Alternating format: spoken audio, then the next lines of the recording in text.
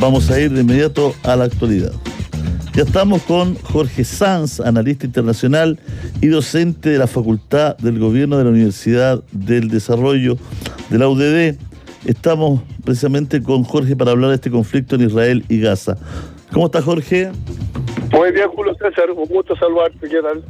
Muy bien, muchas gracias por conversar con nosotros. Bueno, un día que además estamos todos muy acongojados, muy golpeados por toda la información del fin de semana. Jorge, una situación que la verdad uno sentía que había situaciones que se estaban enrareciendo en la zona, pero nunca se pensó en este ataque, ¿no? No, la verdad es que no, nadie lo pensó, menos Israel. Imagínate la sorpresa de Israel, que no funcionó el muro, no funcionaron las defensas, no funcionó nada. Y la guerra, tal como lo planteaba Julio César, tiene ese problema que va comprometiendo los afectos. Se van incorporando en la visión del conflicto muchos elementos que van distanciando la forma de verlo, la forma de apreciarlo, porque está todo el mundo comprometido. Las colonias judías y las colonias árabes o palestinas en el mundo están muy repartidas, entonces es difícil mirarlo. Bueno, a ver, quizá un poquito darle un poquito de contexto a la gente de qué está pasando hoy día. ¿Cómo lo ves tú? ¿Qué es lo que está, si tuviéramos que explicarlo desde abajo? Fácil para la gente. Lo que ha sucedido, esta es prácticamente la tercera intifada que tenemos. Es un levantamiento de Hamas en particular, que hace un ataque sobre el territorio judío, sobre el territorio de Israel. Entonces, obviamente la respuesta que viene es una respuesta muy dura, muy pesada, con todo el poder que tiene Israel. Sin embargo, hay elementos que son bien interesantes de incorporar. En esta tercera intifada, o en este ataque que se da a partir del 7, Hamas muestra una capacidad que antes no había mostrado. Es capaz de penetrar el territorio de Israel 40, 50 kilómetros, capturar personas y llevarlas de vuelta a la Franja de Gaza para probablemente usarlas como escudos, pero más que usarlas como escudos, yo creo que son para negociar. Entonces, hoy día coloca a Netanyahu en una posición muy dura y muy difícil. Netanyahu antes del día 7 tenía un problema interno en su gobierno, tenía un problema político, que tenía un problema con la Corte Suprema, tenía problemas con los reservistas. Estaba bastante complicado. Esto viene a unir a Israel para enfrentar la emergencia, y con toda seguridad, después de que pase esta emergencia, le van a pasar la cuenta a Netanyahu. No va a salir tan gratis. Va a ser duro, va a ser largo, va a ser muy difícil, porque lo primero que tiene que hacer resolver Netanyahu es una operación militar que saque a las acciones militares que se están desarrollando en el territorio de Israel, las saque de su territorio y las ponga en la Franja de Gaza. Y lo segundo es rescatar a los rehenes. Eso va a traer mucha muerte, va a traer mucha destrucción, pero son los imperativos que tiene la política de defensa de Israel.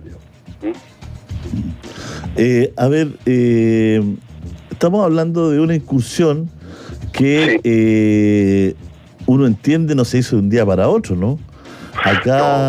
Acá hay un trabajo que es silencioso, pero que, ¿no es cierto?, da cuenta de bastante tiempo. Además, la cantidad de cohetes que tiene Hamas, la verdad es que sorprende al mundo entero.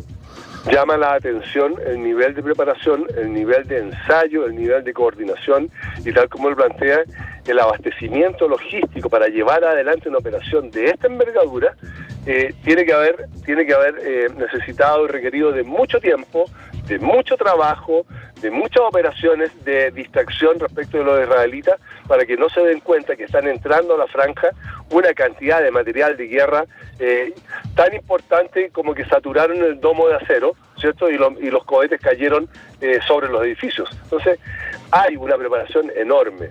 Ahora, ¿quién apoyó a Gaza, Hamas, perdón?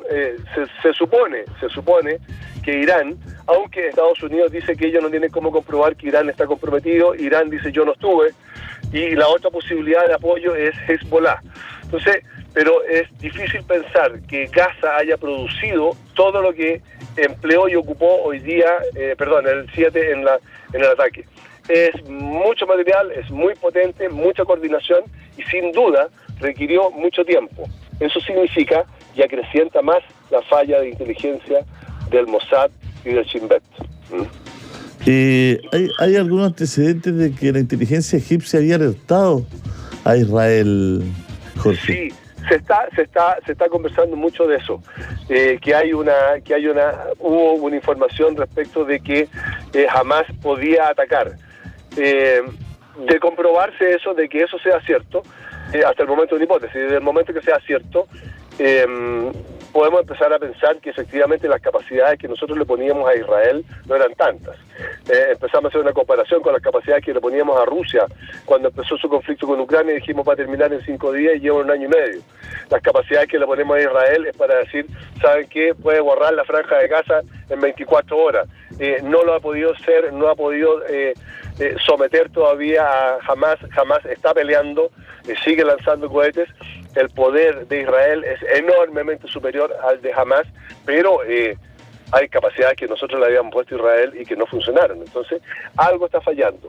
Puede ser, hay una segunda hipótesis, más allá del aviso, hay una segunda hipótesis que las capacidades de guerra electrónica o de ciberguerra que tiene Rusia y que tiene Irán pudieron haber influido sobre los sensores del muro en la franja de Gaza. No lo sabemos. Perdón, se ha hablado hoy día, no un comandante del ejército que ha estado trabajando en este tema en un buen tiempo, nos decía que cada cohete podía costar $1.000 APP, ¿no es cierto?, que enviaban las fuerzas de Hamás. Entre $500 y $800 los que construyen ellos, pero aquí se estima que compraron, entonces que es una APP de $1.000, pero cada misil, ¿no es cierto?, para destruir un cohete sale como unos $20.000. Sí, claro. Entonces también aquí hay un tema, ¿no es cierto?, que bueno, no es económico porque tiene que ver con la capacidad que tiene la compra de misiles versus la compra de estos cohetes, o la fabricación de estos cohetes. Entonces también ahí se genera una distancia que siempre va jugando a favor, ¿no es cierto?, de estos grupos no convencionales. Va jugando a favor, porque aquí lo que está pasando, lo que estamos viendo es que tenemos, por una parte, tenemos un ejército regular de un Estado y por otro lado tenemos un grupo armado que no responde a lo convencional. Me acercaría un poco a lo que decía Mao. La guerra de guerrillas, que es lo que podríamos asimilar lo que está llevando adelante Hamás, no es una guerra revolucionaria, lo que está haciendo es una guerra complementaria a una guerra de resistencia. Lo que tiene Hamás y lo que tiene la causa palestina es una guerra de resistencia respecto del poder de Israel. Y en eso, efectivamente, hay mucha gente y hay muchos estados que cooperan con la causa. Esa cooperación con la causa, entonces, es lo que le va permitiendo a Hamás juntar los recursos para construir lo que necesite. Construir y comprar cohetes, construir y comprar los ultralivianos con que cruzaron el muro, construir y comprar las motocicletas con que atravesaron y los fusiles. Entonces, hay muchos elementos que hay que conjugar. Y por otra parte, Israel entiende que el objetivo central es resguardarse y seguir existiendo. Por lo tanto, ante ese objetivo de seguir existiendo, gasta lo que sea necesario o invierte lo que sea necesario para que Israel siga siendo Israel. Entonces, hay una asimetría enorme, pero tiene que ver con la forma de empleo de los dos organismos, de los dos actores que están en combate hoy día. Bueno, hay un tema que es bien importante y se ha tratado antes del financiamiento, el posible financiamiento de Qatar. Lo que ya enrarece un poco la situación en la zona, ¿no? Sí, bueno, todos de una u otra forma, lo que decía al comienzo, esta guerra tiene la característica de que uno no se puede poner equidistante. ¿Por qué? Porque hay muchas cosas comprometidas, hay afectos comprometidos, hay una asimetría comprometida, está Estados Unidos ahí. Entonces, en la medida que está Estados Unidos, genera una reacción normalmente en contra.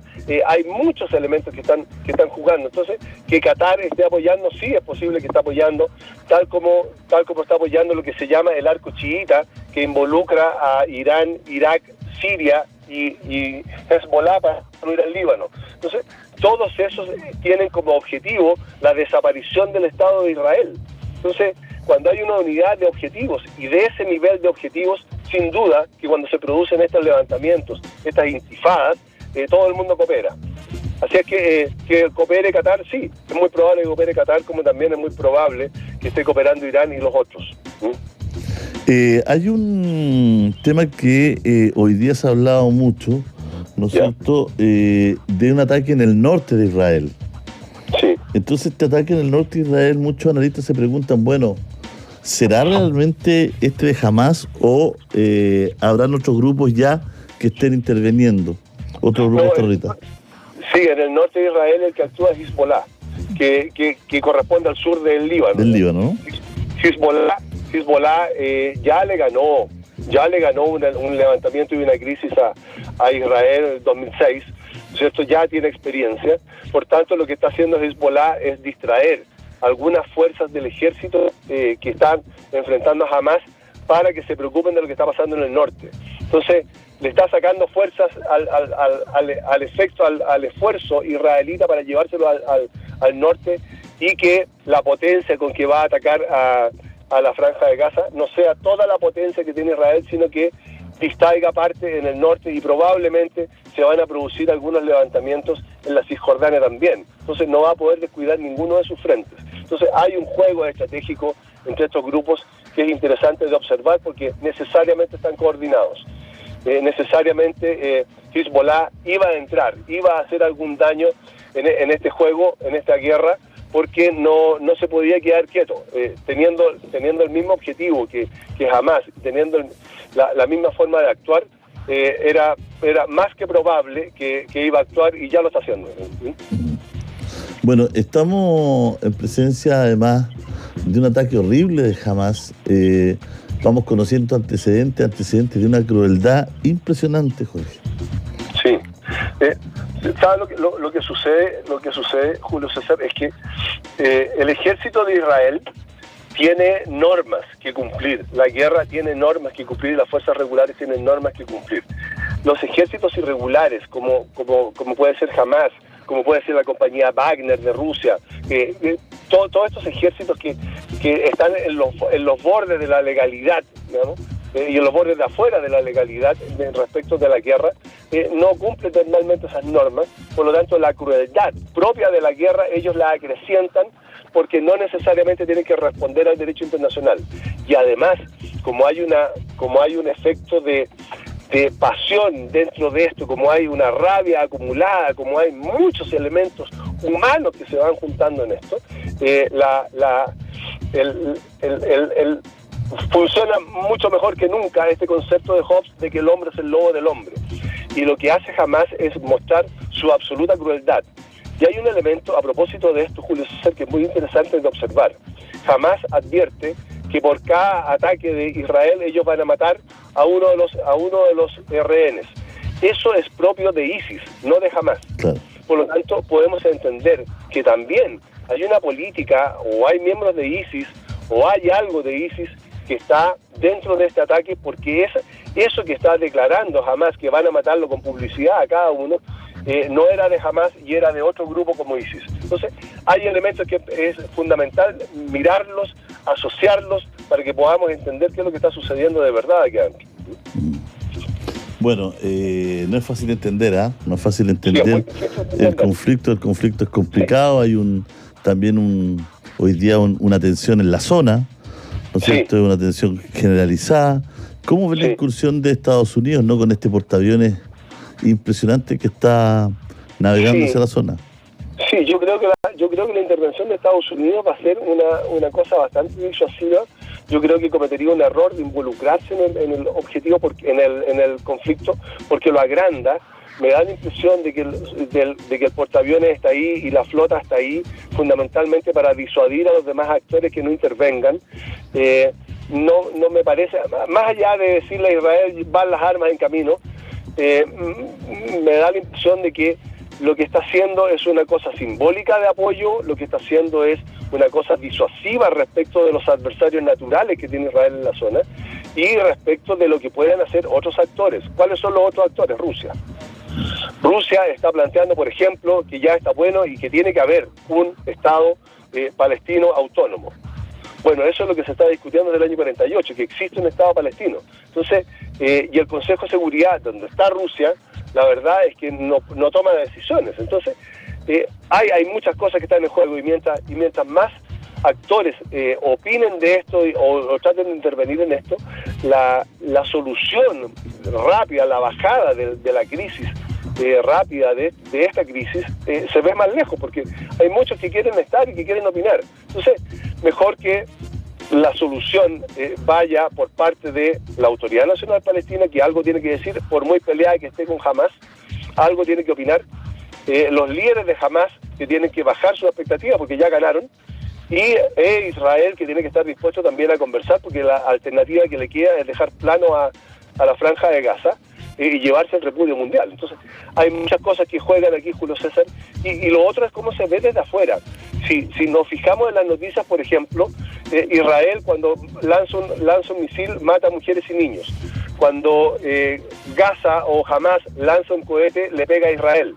Entonces, la forma en que nosotros estamos manejando y trabajando en la noticia, también tenemos que tener cuidado, porque podemos exacerbar mucho los ánimos y podemos distorsionar lo que efectivamente está pasando. Te envío un abrazo, Jorge. Muchas gracias por conversar con nosotros. Encantado de estar contigo, Julio César. Que estés muy bien. Un abrazo.